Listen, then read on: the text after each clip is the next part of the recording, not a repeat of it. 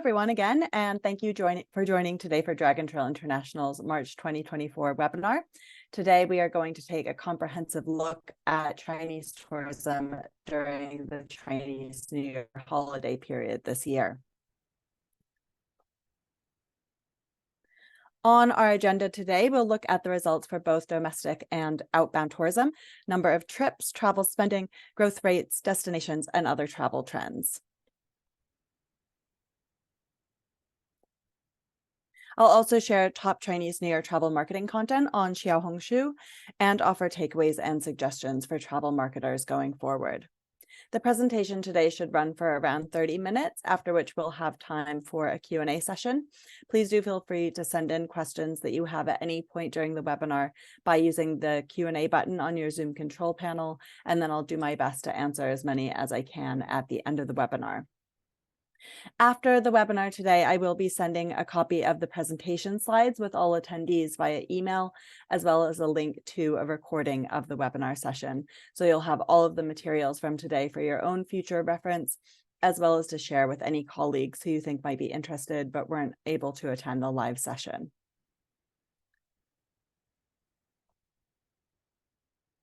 My name is Sienna Perulis-Cook. I'm Dragon Trail's Director of Marketing and Communications, and I run our monthly webinar series. For those of you who might be joining us for the first time or aren't familiar with Dragon Trail International, we are a marketing solutions company focusing mainly on marketing outbound tourism to Chinese consumers and the Chinese travel trade. And we do that through social media, websites, and influencer campaigns, as well as online, hybrid, and offline events, representation services, and research and strategy consulting. We work with tourism brands and businesses all around the world, including destinations, airlines and airports, attractions, hotels, industry events, and more to help them market themselves to Chinese consumers and the Chinese travel trade. You can find more information about our services, our clients, case studies of our work, and lots more resources on Chinese tourism and marketing on our website, www.dragontrail.com. So let's kick off the webinar presentation today by looking at all the top line data on travel during the Chinese New Year or Spring Festival holiday period this year. Just to remind you of the context around this holiday, it is one of China's 2 week-long national holiday periods, the other one being in October. And so it's typically one of the peak times for both domestic and outbound tourism. And last year, 2023, was the first year since 2020 in which there were no COVID-related restrictions on domestic travel. Looking at official data on the number of trips taken domestically over Chinese New Year in 2019, 2023, and 2024, we see that while domestic travel was still a little bit depressed last year, this year it actually surpassed pre-pandemic levels by 19%, with 474 million trips. That was 1.5 times as many trips this year as last year. Domestic travel spending grew at an even greater rate this year, year on year, to 632.7 billion renminbi, and this was 7.7% more than in 2019. Now, moving on to outbound travel. To remind you, 2023 was the first year since 2020 in which outbound travel was not officially discouraged. However, travel agencies were still banned from selling outbound group tours and outbound travel packages that included a minimum of flight and hotel booking together. And that policy did not start to change until early February of last year, after the Chinese New Year holiday was already over. So this year, the sale of outbound travel packages has been allowed, and the sale of group tourism is permitted to 138 countries around the world, which is even more than pre-pandemic. So from a policy standpoint, 2024 is really the first Chinese New Year of outbound travel getting back to normal since the pandemic. According to China's Ministry of Culture and Tourism, there were 3.6 million outbound trips taken during the Chinese New Year period. Compared to 2019, we can see that the market really still has a ways to go before we can say it's really recovered. However, looking at Chinese New Year 2023, with only 1.44 million outbound trips, it's evident that huge progress has been made. So for outbound travel, you can really see it as the glass half empty or the glass half full. The negative angle is that Chinese outbound travel only recovered by number of trips, only recovered to 57% of where it was pre-pandemic. But at the same time, this was 2.5 times as many outbound trips as were taken last year, which is a much more dramatic growth rate than for domestic travel and a sign that recovery is really on track. Outbound travel data reported by Chinese OTAs was overwhelmingly positive, and the huge increases in sales here are obviously related to the fact that the travel agencies were allowed to sell packages and group tours, which they were not last year. Ctrip reported that outbound tourism orders exceeded the same period in 2019 with a 130% increase in ticket orders for overseas attractions. Fliggy reported a 10-time year-on-year growth rate for outbound travel bookings. Qunar reported 14 times the number of international flight bookings this year compared to last year, and 4.7 times the number of international hotel bookings. And finally, car rental platform Zuzucho reported a 730% increase on outbound travel car rental orders for Chinese New Year, alongside a 56% increase in domestic orders. Closely linked to the recovery of outbound travel is the availability of international flights. Last year in January, which is when Chinese New Year was in 2023, international flight capacity had reached only 11% of 2019's level. This year, it was more than 70% recovered, with some destinations like Singapore, the UAE, the UK, and Italy already exceeding pre-pandemic levels. To give us some idea of overseas tourism spending, we have data from leading mobile payment platform Alipay. They reported that the total number of overseas Alipay transactions over Chinese New Year were 7% ahead of 2019. The volume of spending was still only 82% of 2019's level, but it was nearly 2.5 times greater than last year. The top destinations for Alipay spending, which might also reflect which destinations are best set up to receive Alipay payments, were Hong Kong, Japan, Macau, Thailand, Malaysia, Singapore, South Korea, France, Australia, and Canada. Here I've put together data from 5 different sources on the top outbound travel destinations for Chinese New Year. And there are some notable differences among these data sets. So for example, Tongcheng includes Hong Kong and Macau, whereas the other companies reporting their results either included Hong Kong and Macau as Chinese destinations, or they only included them on lists with outbound cities as opposed to outbound countries. Mafenghua only looks at independent travelers, and Zuzucha only looks at car rentals. But perhaps because of the differences among these lists, when we see the significant overlap among them, that really starts to give us a clear picture about Chinese outbound travel trends this year for Chinese New Year. So first, Thailand is at or near the top of every single list, and that should come as no surprise.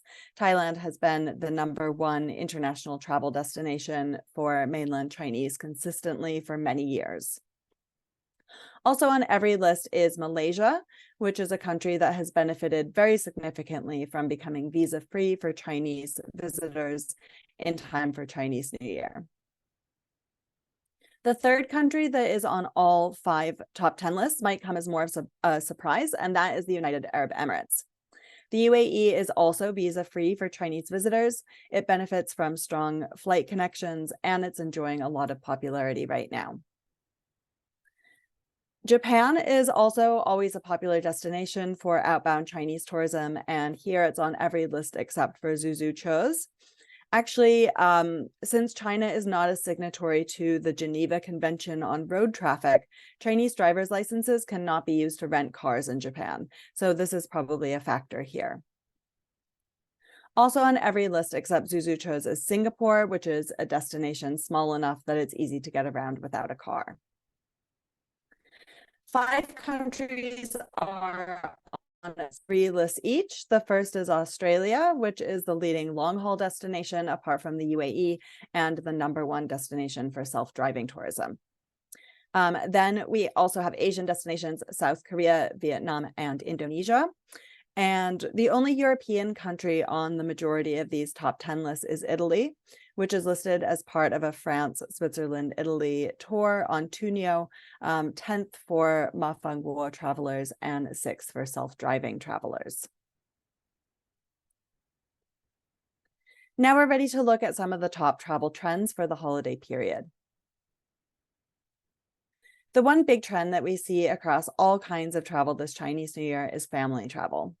This is traditionally the main holiday period for family travel, and that was definitely true in 2024. Mafangwo's users are independent travelers, primarily born in the 1980s and 1990s, and 45% of them traveled together with family over the holiday. Travel with children and with parents made up the majority of both domestic and outbound orders on Ctrip, and family travel also dominated self-driving travel, according to Zuzucha, accounting for 44% of car rentals in New Zealand and 38% in Australia.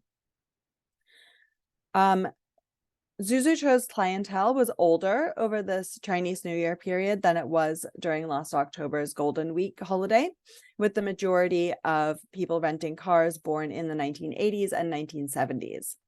These older travelers rented larger cars to accommodate their families, spending more and renting for slightly longer on average than travelers born in the 1990s.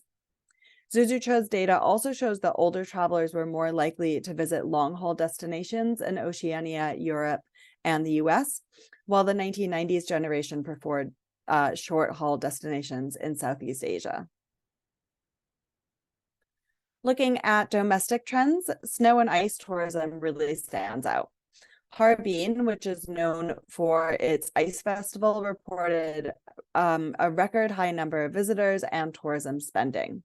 Skiing was extremely popular, but winter tourism also included travelers who just wanted to appreciate the beauty of a snowy landscape or ice festivals rather than being totally snow sports oriented.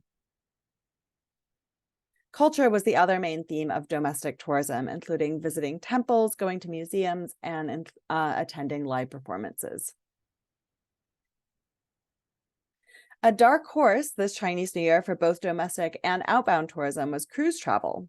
Reservations and cruise traveler numbers skyrocketed compared to last year. The top international cruise route was Shanghai to Okinawa, and the newly launched Adora Magic City, the first ever made in China large cruise ship, received a lot of attention. The popularity of cruises was also strongly related to the prominence of family travel over Chinese New Year, as cruise travel is seen as an easy and comfortable option for traveling both with young children and with elderly parents. There were 2 major trends for outbound travel destinations. The first was travel to the newly visa-free destinations of Singapore, Malaysia, and Thailand. These new visa exemption policies received a lot of media coverage in China, and you can often see the 3 countries being referred to as a friend circle or friendship circle in Chinese media. These were already popular travel destinations for Chinese consumers, but the visa waivers have definitely given them an added boost. OTA Qunar, for example, reported that bookings for travel to Singapore were 29 times greater than in 2023. And the Singapore Tourism Board recently reported an 8-fold increase in Chinese visitors over the Chinese New Year period compared to last year. Flight data reported by Forward Keys also highlighted Southeast Asia's new visa-free destinations, with a 24% growth compared to 2019 for Chinese arrivals to Kuala Lumpur and 4% growth for Singapore. We can also see from this list that Chinese arrivals to Dubai had nearly recovered to pre-pandemic levels. And that brings us to our next big outbound travel trend, which is the popularity of the MENA, Middle East, and North Africa region. Forward Keys data shows that Chinese arrivals to the Middle East were 2% ahead of 2019 levels this year. Their report notes that Cairo in particular saw a 7% increase in Chinese arrivals beyond pre-pandemic levels.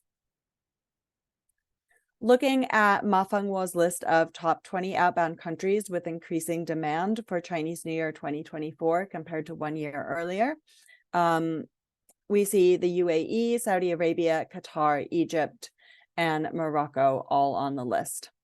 All 5 of these countries offer either visa-free travel for Chinese citizens or visa on arrival.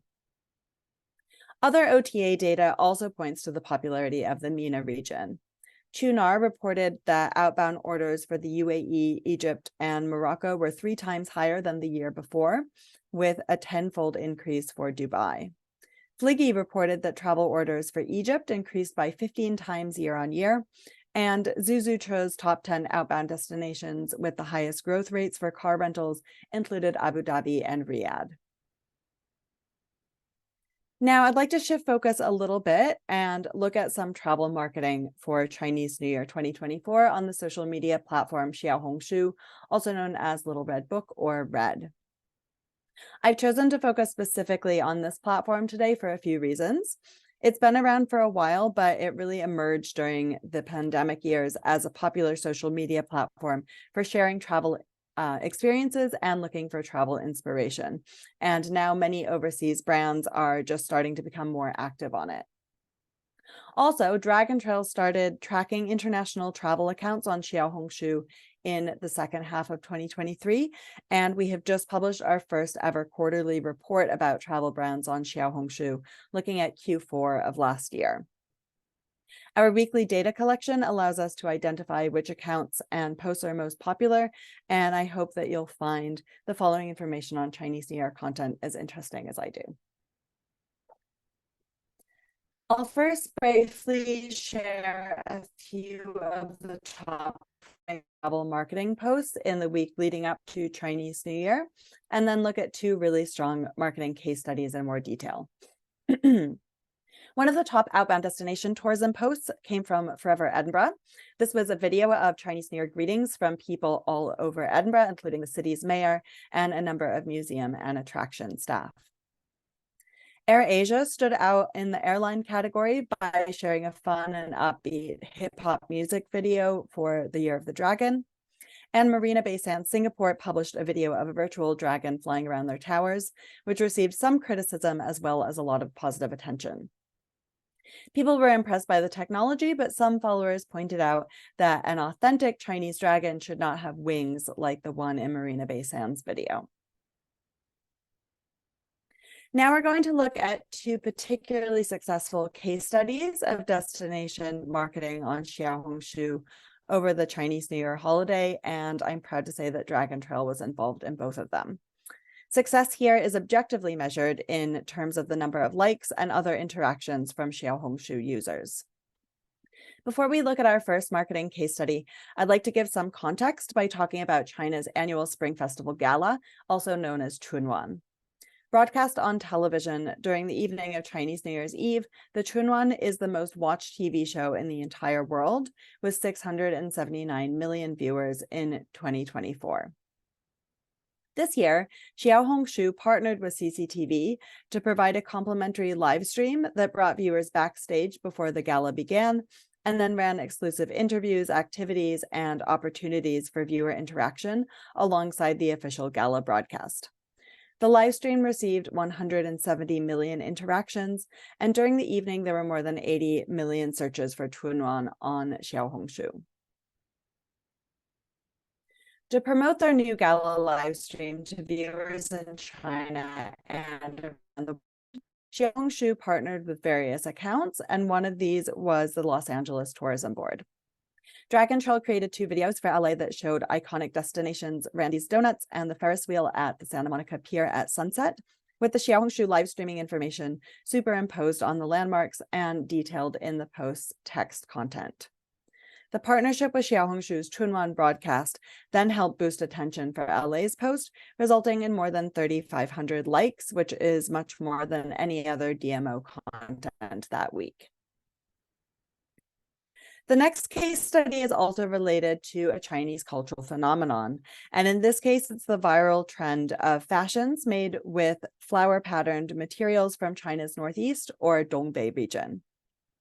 This trend started last November when a popular vlogger named Li Meiyue took a video of himself wearing the flower-patterned suit around Paris and the reactions he got from people around him. He has since made other videos wearing that and similarly bright Northeastern style patterns in other locations around the world, such as London and Malaysia. And the hashtag "Let the Dongbei floral pattern conquer the world" has gone viral on Xiaohongshu, with other people also wearing similar clothing in destinations all around the world. Meanwhile, the director of Geneva Tourism, Adrien Genier, also got his hands on a Dongbei floral suit, and he wore it to make videos of himself walking around Geneva and sending Chinese New Year greetings to viewers on Xiaohongshu. He has also officially invited the vlogger Li Meiyue to visit Geneva in his Dongbei fashions.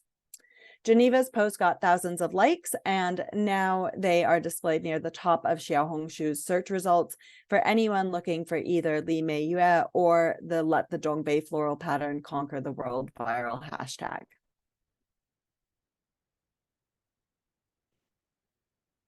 Now you have what I hope is a quite comprehensive look at China's travel market and some interesting examples of marketing during the 2024 Spring Festival holiday period. And I'd like to end by summarizing some of the key points and making some suggestions for the Year of the Dragon. To sum up all the Chinese New Year travel data, we see that domestic tourism and domestic tourism spending has not only recovered from COVID, but has now surpassed pre-pandemic levels. Outbound travel has not reached that level yet, but the rate of recovery compared to last year is very significant in every way that we can measure it. Number of trips, flight capacity, tourist spending, car rentals. But that said, the recovery of Chinese outbound tourism is not even. Some regions, particularly the Americas, are still very far behind pre-pandemic levels, while other regions and countries have already basically made a full recovery or even increased the number of Chinese visitors compared to 2019.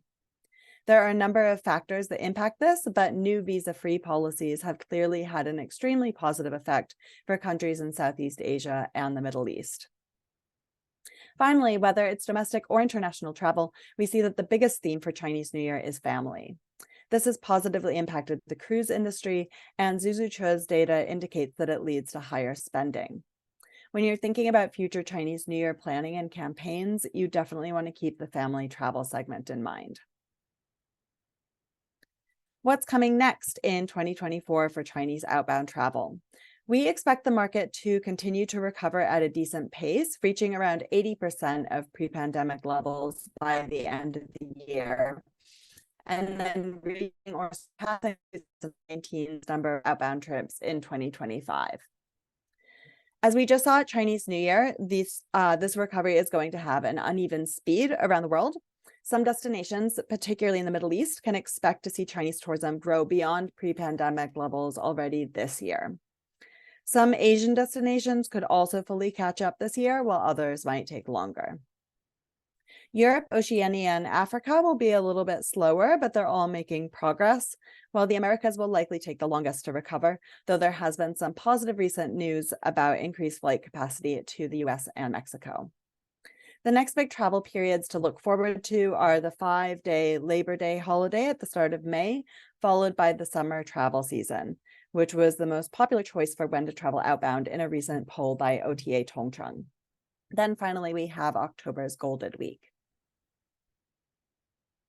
In terms of recommendations for marketing and product development, depending on where your business or destination is located, visa-free policies for Chinese travelers might provide opportunities or challenges. With more and more destinations around the world now offering visa-free travel or visas on arrival to Chinese citizens, some travelers might now be more likely to decide against traveling somewhere with a complicated visa application. You might not be able to influence government policy about this, but you can help to make sure that the Chinese travel trade and independent travelers can easily find clear, updated information and advice about applying for a visa to visit you. The results of the 2024 Chinese New Year travel season provide us with some good insights about which market segments are spending more and traveling further. Long-haul destinations may want to target slightly older travelers who will have more travel experience and bigger budgets, with self-driving travelers a particularly interesting target market for Oceania, Europe, and the Middle East. In terms of travel marketing strategies for China, the prominence of Xiaohongshu for travel is perhaps the most significant digital shift to come out of the pandemic years. And more overseas travel brands are becoming active on this platform now. If you haven't already, 2024 is the year to learn about and start using Xiaohongshu.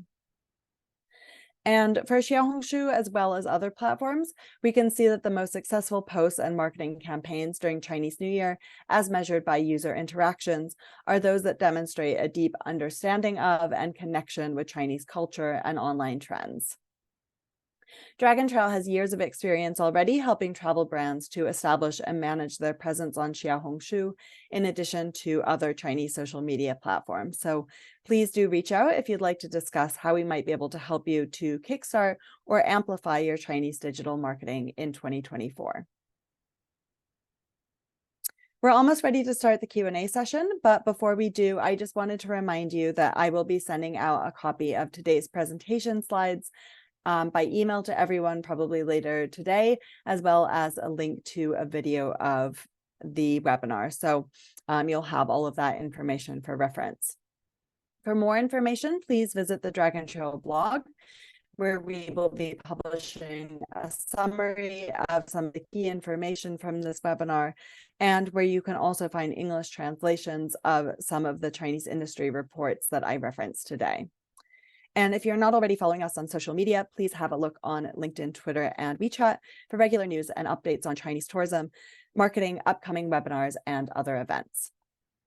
Thank you so much, everyone, for your attention today.